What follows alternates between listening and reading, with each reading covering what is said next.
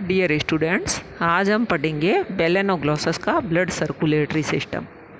Balanoglossus का blood circulatory system बंद प्रकार का होता है। इसमें लंबी वाहिकाएं होती हैं, जिसमें दो लंबी वाहिकाएं होती हैं, एक पृष्ठ और एक अधर वाहिका होती है। रक्त रंगहीन होता है और अकणिकीय होता है। इसमें पृष्ठ वाहिका एलिमेंट्री कैनाल या आहार नाल के ऊपर होती है, जो कि शरीर के विभिन्न भागों से रक्त को इकट्ठा करने का काम करती है और कॉलर के एंटीरियर भाग में जाकर के, अग्र भाग में जाकर के यह साइनस विनोसस या सिरा कोटर का निर्माण करती है। लेटरल प्रोबोसिस वेन्स निकलती हैं, पार्श्व सुंडिका सिराएं निकलती हैं। इनकी संख्या एक जोड़ी या दो होती है। यह प्रोबोसिस से रक्त इकट्ठा करने का काम करती है और आकर के साइनस विनोसस में खुलती है। लेटरल प्रोबोसिस वेन्स पश्च भाग में एक अकुंचनशील भाग, जिसको सेंट्रल साइनस या आर्ट कहते हैं, उसमें आकर के जुड़ती है।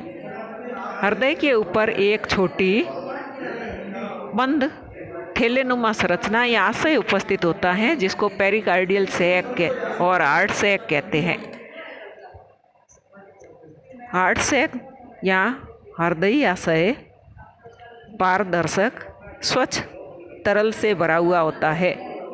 हार्ट सैक या हृदयी आशय की निचली भित्ति संकुचनशील होती है और इसके संकुचन से हार्ट में कॉन्ट्रैक्शन या संकुचन होता है।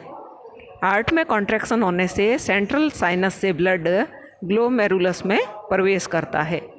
ग्लोमेरुलस बक्कल डायवर्टिकुलम के अंतिम सिरे के सामने उपस्थित होता है। ग्लोमेरुलस से 4 ब्लड वेसल्स, जिसमें से दो पृष्ठ होती हैं और 2 अधर होती हैं, इनको प्रोबोसिस आर्टरीज कहते हैं, निकलती है। तो सुंडिका धमनियाँ जो है प्रोबोसिस को ब्लड सप्लाई करने का काम करती है, जो कि ग्लोमेरुलस से निकलती है। 2 पेरीबक्कल वेसल्स उपस्थित होती है। अब वही ग्लोमेरुलस धमनियाँ उपस्थित होती हैं और यह बक्कल कैविटी के लेटरल में, बक्कल मुख गुहा के पार्श्व में दोनों ओर स्थित होती है और इस प्रकार से ये जुड़ कर के वलय बनाने का काम करती है, रिंग बनाने का काम करती है। कॉलर रीजन में ये डिवाइड होकर के कैपिलरी नेटवर्क का निर्माण करती है, केशिका जालक का निर्माण करती है, जिसको कॉलर प्लेक्सस कहते हैं, कॉलर जालक कहते हैं। बक्कल कैविटी की मुख गुहा की अधर सतह पर ये मिलकर के वेंट्रल ब्लड वेसल बनाती है और ventral blood vessel alimentary canal या आहार नाल के नीचे मिड वेंट्रल पार्ट में मध्य अधर भाग में स्थित होती है और ये अग्र भाग की तरफ पहुंचती है। वेंट्रल वेसल या अधर वाहिका बॉडी वॉल और यानी देह भित्ति और आहार नाल की दीवार को रक्त देने का काम करती है। जैसा कि डायग्राम में बताया गया है, इसमें एक डोर्सल वेसल है, जो कि शरीर के विभिन्न अंगों से ब्लड को वापस कलेक्ट करने का काम करती है। आगे की तरफ आकर के यह एक मोटे संरचना में खुल रही है, जिसको साइनस विनोसस कहते हैं और यह साइनस विनोसस आगे की तरफ जाती है और आगे यह ग्लोमेरुलस में आकर के, ग्लोमेरुलस जो है इससे जुड़ा हुआ है। आगे की तरफ लेटरल प्रोबोसिस वेन्स है, जो कि वापस आकर के ग्लोमेरुलस के साथ में जुड़ी हुई है और ये यहाँ से होते हुए वापस सेंट्रल साइनस में जाकर के खुलती है। नीचे की तरफ वेंट्रल वेसल है, जो कि ब्लड को बॉडी ऑर्गन्स तक देने का काम करती है और इनकी कैपिलरीज उपस्थित है।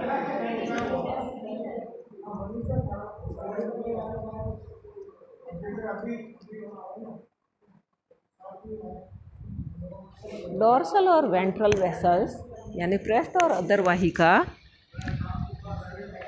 इनकी प्रकृति संकुचनशील होती है और यह एंडोथीलियल सेल्स की बनी हुई होती है। डोर्सल वेसल्स या पृष्ठ वाहिका, इसमें blood posterior to anterior direction में फ्लो होता है।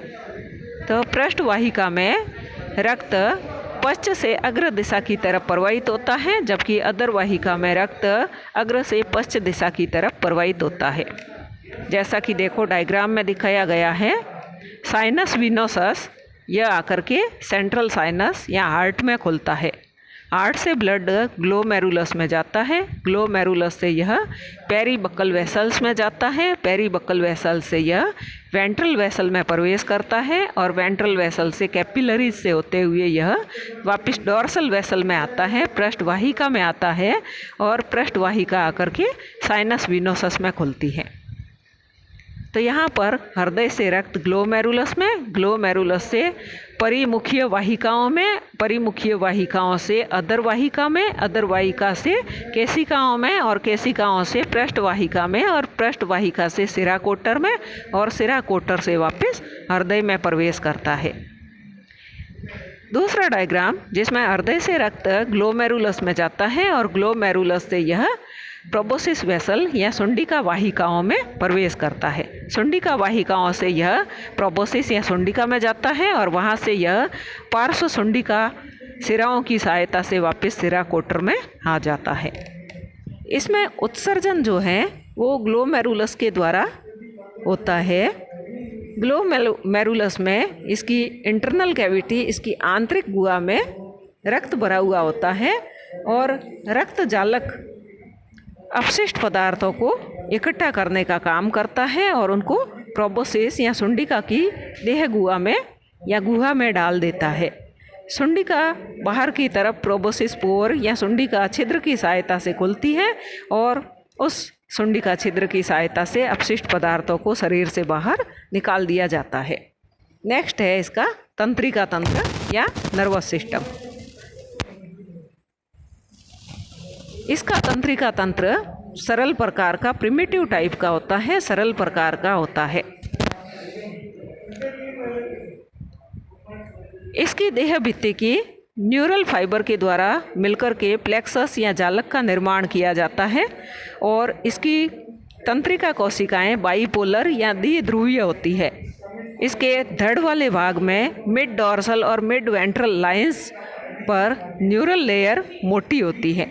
तो मध्य पृष्ठ और मध्य अधर जो रेखा है वहाँ पर तंत्रिकीय परत मोटी होती है और dorsal and ventral nerve cord का निर्माण करती है। पृष्ठ और अधर तंत्रिका रज्जु का निर्माण करती है। वेंट्रल नर्व कॉर्ड में पूरे ट्रंक में फैला हुआ होता है। वेंट्रल नर्व कॉर्ड इसका जो है अधर तंत्रिका जो रज्जु है वो इसके पूरे धड़ में फैला हुआ होता है। जैसा कि डायग्राम में बताया गया है, इस डायग्राम में इसके शरीर के तीनों भाग बताए गए हैं, प्रोबोसिस, कॉलर एंड ट्रंक। यहाँ पर डोर्सल नर्व कॉर्ड ऊपर की तरफ दिखाई गई है, नीचे की तरफ वेंट्रल नर्व कॉर्ड उपस्थित है और वेंट्रल नर्व कॉर्ड कॉलर वाले रीजन में आकर के प्लेक्सस ऑफ नर्व बनाती है और प्रोबोसिस वाले रीजन में आकर के डोर्सल नर्व कॉर्ड जो है यह एंटीरियर नर्व रिंग का निर्माण करती है, ब्रांचेज ऑफ नर्व रिंग्स है और मिड वेंट्रल नर्व कॉर्ड उपस्थित है। और ट्रंक वाले रीजन में डोर्सल नर्व कॉर्ड है और वेंट्रल नर्व कॉर्ड है और इसके अलावा इसमें सर्कमसेंट्रिक नर्व रिंग उपस्थित होती है जो कि कॉलर और ट्रंक वाले रीजन के बीच वाले भाग में उपस्थित होती है। ट्रंक और कॉलर के मिलने के स्थान पर आकर के कॉर्ड समाप्त होती है। समाप्त होने से पहले इसमें से दो रज्जु निकलते हैं, पृष्ठ तंत्रिका रज्जु से जाकर के मिलते हैं और सर्कमसेंट्रिक नर्व रिंग बनती है जो कि कॉलर और ट्रंक के मिलने वाले स्थान पर बनती है। Ventral and dorsal nerve cord एक दूसरे से सीधे कांटेक्ट में होते हैं। तो इस प्रकार से यहाँ पर अधर और पृष्ठ तंत्रिका रज्जु एक दूसरे की डायरेक्ट कांटेक्ट में होते हैं। अधर तंत्रिका रज्जु से कॉलर एपिडर्मिस में तंत्रिका जालक का निर्माण होता है और पृष्ठ तंत्रिका रज्जु से कॉलर कोर्ड के रूप में कॉलर में मेड्युलरी कॉर्ड या न्यूरल कैनाल का निर्माण होता है, तंत्रिकीय नाल का निर्माण होता है। It is not in contact with epidermis, तो यह एपिडर्मिस के कांटेक्ट में नहीं होती है, जबकि वेंट्रल नर्व कॉर्ड जो है यह कॉलर की एपिडर्मिस के संपर्क में होती है। Collar cord resembles with nervous centre of brain. यहाँ पर इसकी जो कॉलर में पाई जाने वाली रज्जु यह ब्रेन के तंत्रिका केंद्र से समानता दिखाती है। कॉलर कॉर्ड या कॉलर रज्जु में कुछ तंत्रिकाएं और बड़े आकार की कोशिकाएं उपस्थित होती हैं जो कि दोनों सिरों पर खुली होती है। बड़ी कोशिकाओं में से एक प्रवर्ध निकलता है और यह पृष्ठ और अधर तंत्रिका रज्जु